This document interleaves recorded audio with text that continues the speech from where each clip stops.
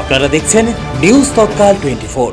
নমস্কার, নিউজ তৎকাল 24 এর পর্দায় আপনাদের সকলকে স্বাগত। আপনাদের সাথে আমি পল্লবী। দেখে নিন এখনকার সংবাদ শিরোনাম। নবনিযুক্ত 865 জন শিক্ষকের হাতে অফার লেটার তুলে দিল রাজ্য সরকার। মুখ্যমন্ত্রী মডেল পঞ্চায়েত প্রকল্পে পশ্চিম জোলাইবাড়িতে শিশুদের স্পোর্টস পার্কের উদ্বোধন। নরসিংগড়ে ছাত্রী নির্যাতনের অভিযোগে পথ অবরোধ, বিক্ষোভ এবিভিপির। বন্য হাতির আতঙ্ক রুখতে চাকমাঘাটে বন দপ্তরের সোলার ফেন্সিং উদ্যোগ। 1.5 কোটি টাকার নবরূপে সেজে উঠেছে বিশালগড়ে দক্ষিণেশ্বরী কালী মন্দির। কমলপুরে ছড়ার জ্বরে মিলল 1971 সালে যুদ্ধকালীন সেল, চাঞ্চল্য এলাকা জুড়ে।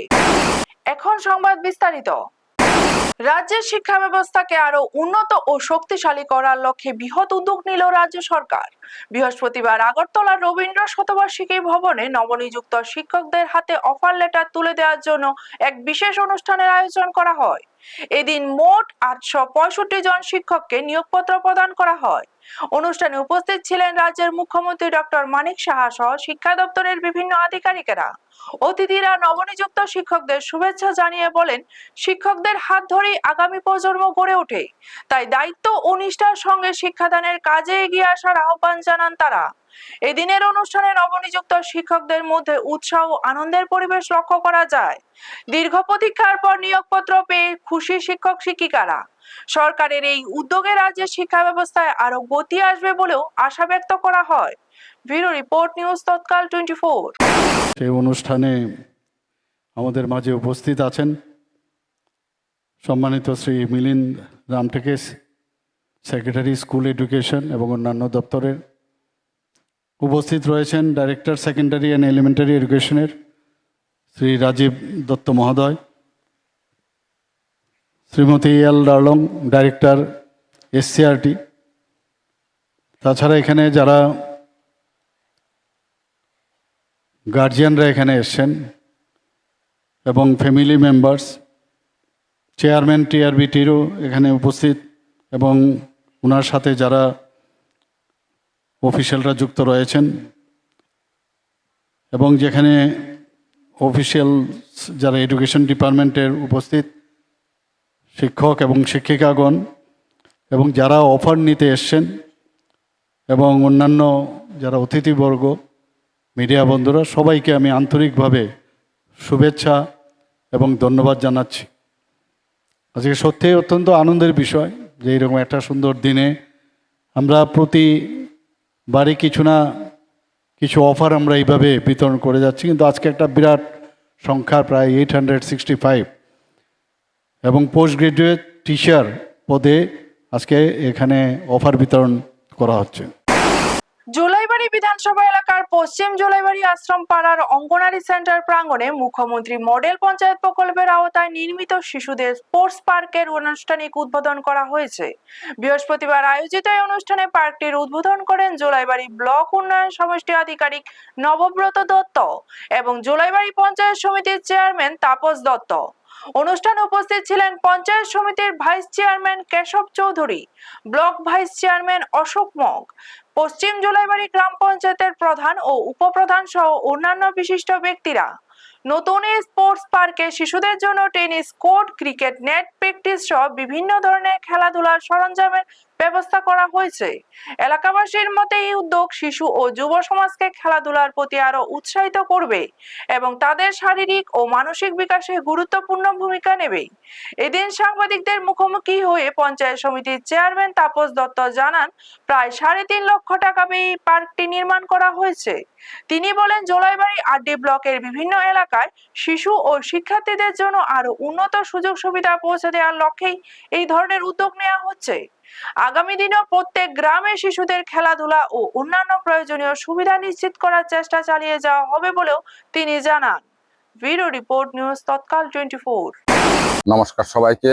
জোলাইবাড়ি আরডি ব্লকের অধীন পশ্চিম জোলাইবাড়ি গ্রাম পঞ্চায়েত মুখ্যমন্ত্রী মডেল ভিলেজ হিসাবে এখানে ছোট ছোট ছেলে মেয়েদের জন্য স্পোর্টস পার্ক করা হয়েছে। আজকে তার শুভ উদ্বোধন করা হয়েছে। এখানে আমাদের মাঝে উপস্থিত রয়েছেন আমাদের জোলাইবাড়ি আরডি ব্লকের মাননীয় বিডিও সাহেব, উপস্থিত রয়েছেন আমাদের পঞ্চায়েত সমিতির ভাইস চেয়ারপারসন, বিএসসি চেয়ারপারসন, এই পঞ্চায়েতের মাননীয় প্রধান।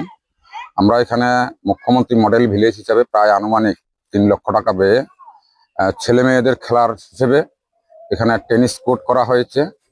নেট প্র্যাকটিসের জন্য ক্রিকেটের নেট প্র্যাকটিস করা হয়েছে। এখানে ছোট ছোট ছেলে মেয়েদের জন্য কিছু খেলার সামগ্রী করা হয়েছে। আজকে এটা শুভ উদ্বোধন করা হয়েছে। আগরতলা নরসিংগড়ে এক ছাত্রীকে ধর্ষণের অভিযোগকে কেন্দ্র করে উত্তপ্ত হয়ে উঠল গোটা এলাকা। অভিযোগ উঠেছে নরসিংগড়ের বেসরকারি প্রতিষ্ঠান ভবন ত্রিপুরা বিদ্যা মন্দিরের চন্দ্রজিৎ নামে এক শিক্ষক দীর্ঘদিন ধরে এক ছাত্রীকে ভয় দেখিয়ে শারীরিক নির্যাতন করে আসছিল। ঘটনা প্রকাশ্যে আসার পর বিষয়টি ধামাচাপা দেওয়ার চেষ্টা করা হয় বলে অভিযোগ উঠে স্কুল কর্তৃপক্ষের বিরুদ্ধে। এমনকি অভিযুক্ত শিক্ষককে পালিয়ে যেতে সাহায্য করা হয়েছে বলেও দাবি করা হয়। এই ঘটনার প্রতিবাদে ছাত্র সংগঠন এবিভিপি বিদ্যালয়ে গেলে সেখানেও প্রিন্সিপাল পুরো বিষয়টি আড়াল করার চেষ্টা করেন বলে অভিযোগ তুলে এবিভিপি। এর প্রতিবাদে অভিযুক্ত শিক্ষক ও প্রিন্সিপালের শাস্তির দাবিতে নরসিংগড় এলাকায় পথ অবরোধ করে বিক্ষোভ প্রদর্শন করে এবিভিপি কর্মী ও সমর্থকরা। কিছু সময়ের জন্য যান চলাচল ব্যাহত হয়। আন্দোলনকারীদের দাবি ঘটনা তদন্ত করে দোষীদের বিরুদ্ধে দ্রুত ব্যবস্থা নিতে হবে। ব্যুরো রিপোর্ট, নিউজ তৎকাল 24।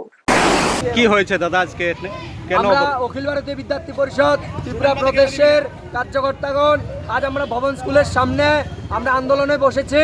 কারণ এখানে এই স্কুলের মধ্যে একজন শিক্ষক একজন ছাত্রীর সাথে অবৈধ কাজ করেছে, তাকে বিভিন্ন অসভ্যতার সাথে বিভিন্ন বাজে কাজ করেছে, যার জন্য আমরা যখন প্রিন্সিপালের সাথে দেখা করতে যাই উনি কোনো সঠিক জবাব দেননি, উনি দেখা করতে চাননি।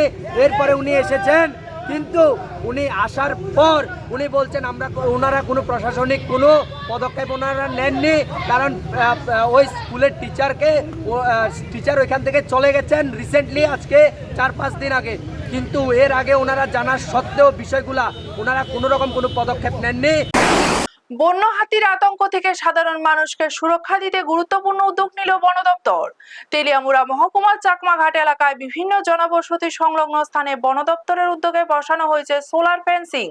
মূলত বন্য হাতির আক্রমণ থেকে মানুষের জীবন ও সম্পত্তি রক্ষা করতে এই ব্যবস্থা গ্রহণ করা হয়েছে। দীর্ঘদিন ধরে এলাকায় মানুষের বন্য হাতির উপদ্রবে আতঙ্কের মধ্যে দিন কাটাচ্ছিলেন।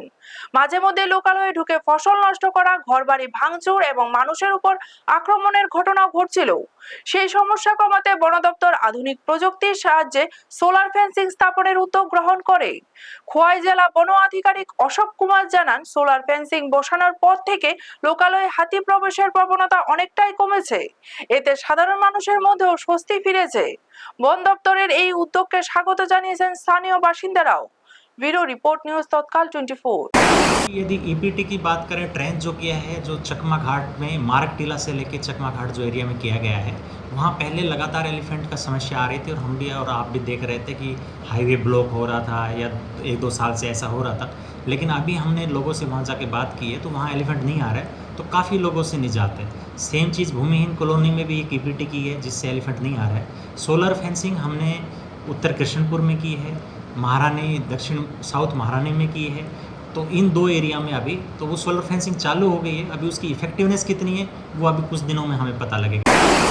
ঐতিহ্য আর আস্থার এক নতুন অধ্যায়ের সাক্ষী হতে চলছে বিশালগড়। দীর্ঘ প্রতীক্ষার পর নবরূপে সেজে উঠেছে সুপ্রাচীন দক্ষিণেশ্বরী কালী মন্দির। প্রায় 1 বছরের নির্মাণ কাজ শেষে আগামী বাংলা 2 আষাঢ় ইংরেজি 17 জুন মন্দিরের পুনঃপ্রতিষ্ঠা অনুষ্ঠিত হবে বলে জানিয়েছেন পরিচালন কমিটি। প্রায় 1.5 কোটি টাকা ব্যয়ে নির্মিত এই ভব্য মন্দিরের পাশাপাশি তৈরি করা হয়েছে একটি শিব মন্দিরও। ভিন্ন রাজ্যের অভিজ্ঞ মিস্ত্রিদের তত্ত্বাবধানে নির্মাণ কাজ সম্পন্ন হয়েছে। বিশালগড়ের বিধায়ক সুশান্ত দেবের উদ্যোগে মন্দির নির্মাণে আর্থিক সহায়তা দেন সাবেক কেন্দ্রীয় প্রতিমন্ত্রী প্রতিমা ভৌমিক। তিনি সাংসদ এলাকা উন্নয়ন তহবিল থেকে 15 লক্ষ টাকা মঞ্জুর করেন। এছাড়াও বিধায়ক সুশান্ত দেব ব্যক্তিগতভাবে 10 লক্ষ টাকা প্রদান করেন। বাকি অর্থ সংগ্রহ করা হয় এলাকার সনাতনী সমাজের সহযোগিতায়। এক সাংবাদিক সম্মেলনে মন্দির পুনঃপ্রতিষ্ঠা নিয়ে বিস্তারিত জানান শ্রী শ্রী জগন্নাথজিউ মন্দিরের মহারাজ ভক্তিকমল সাগর মহারাজ। তিনি বলেন, 2 আষাঢ় দিনভর বিভিন্ন মাঙ্গলিক অনুষ্ঠান, মহাযজ্ঞ এবং ধর্মীয় কর্মসূচির আয়োজন করা হবে। সাধু সন্ত বিদ্বজন ও বিভিন্ন স্তরের মানুষের উপস্থিতিতে সম্পন্ন হবে পুনঃপ্রতিষ্ঠা অনুষ্ঠান। ভক্তদের জন্য মহাপ্রসাদের ব্যবস্থাও থাকবে। গত বছরের মার্চ মাসে ভূমি পূজনের মাধ্যমে শুরু হয়েছিল নির্মাণ কাজ। মাত্র 1 বছরের মধ্যেই নবরূপে সেজে উঠেছে বিশালগড়ের ঐতিহ্যবাহী দক্ষিণেশ্বরী কালী মন্দির।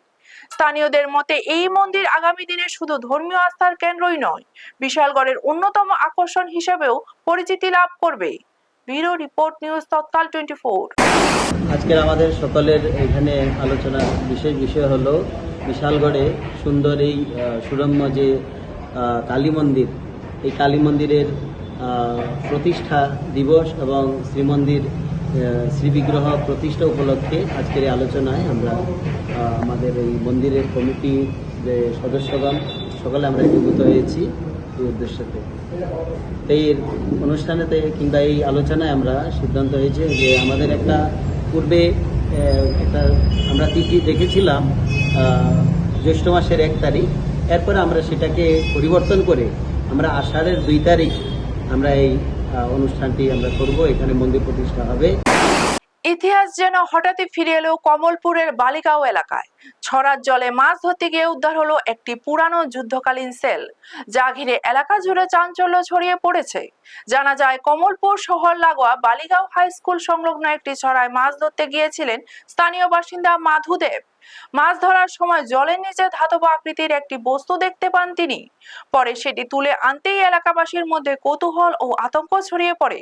স্থানীয় প্রবীণদের ধারণা, 1971 সালের বাংলাদেশের মুক্তিযুদ্ধের সময় সীমান্তবর্তী এলাকায় চলা সামরিক তৎপরতার সময় এই সেলটি সেখানে এসে পড়েছিল।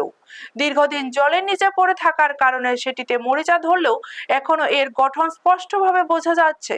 খবর ছড়িয়ে পড়তেই ঘটনাস্থলে ভিড় জমান বহু মানুষ। অনেকেই এটিকে মুক্তিযোদ্ধার এক ঐতিহাসিক স্মৃতি বলে মনে করছে। তবে সেলটি এখনো সক্রিয় কিনা তা নিশ্চিতভাবে জানা যায়নি।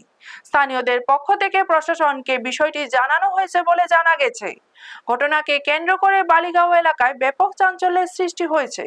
ব্যুরো রিপোর্ট, নিউজ তৎকাল 24। এখানে আমি ওই সরাতে কাজ করতে গিয়া ইট করতে গিয়া কোন ছড়াতে? এই বৈরবতলি বালিগাঁও মধ্যপাড়া।